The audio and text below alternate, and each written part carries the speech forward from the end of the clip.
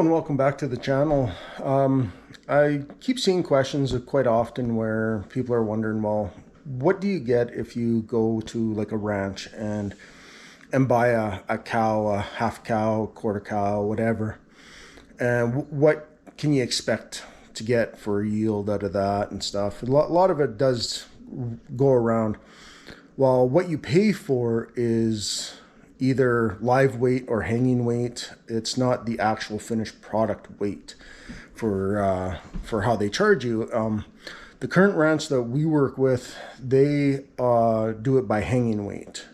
So it's the weight of the animal after it's been gutted, field dressed, and it's hanging in the cooler, waiting to be processed.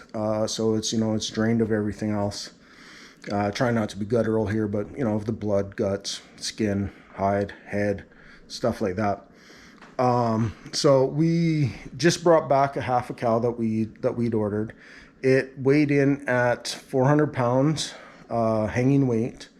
We just finished doing all the tally for how much we got of each cut, stuff like that. We like to keep a running tally of what we have in the freezer, so instead of digging around for stuff, we can just look at the sheet and be like, oh, okay, we still have whatever, a loin roast or whatever, and we know it's in there, so we can find it and get it.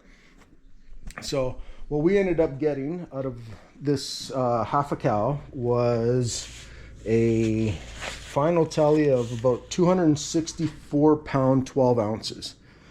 That is rough. We were rounding up and down as we were weighing, stuff like that.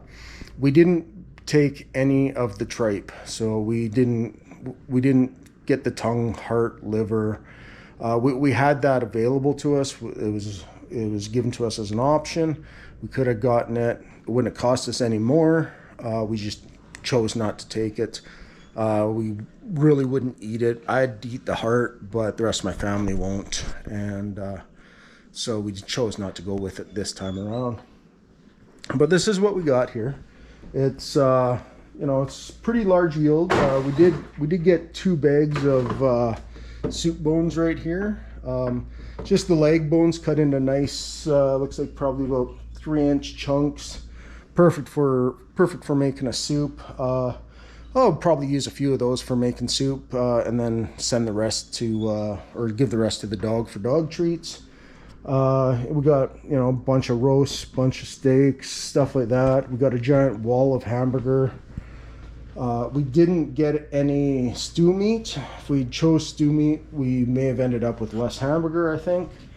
But basically we ended up with about 122 pounds of hamburger, and then the rest is all steaks, ribs, roasts, stuff like that. And this is all prime cut stuff. It's nothing, no cheap cuts. It's all good, what do we got? We got like prime rib steaks. We got tenderloin steaks. We got eye of round roasts, stuff like that. The ranch that we work with is also, they're a no antibiotic ranch. Like, they try to keep it as natural as possible, and the ranch does everything. So they do everything right from raising the animal to slaughtering and processing and wrapping the animal for you. It never hits a feedlot. It's never given growth hormones. It's not given anything that the government doesn't mandate. They give it to make sure that it's safe for consumption.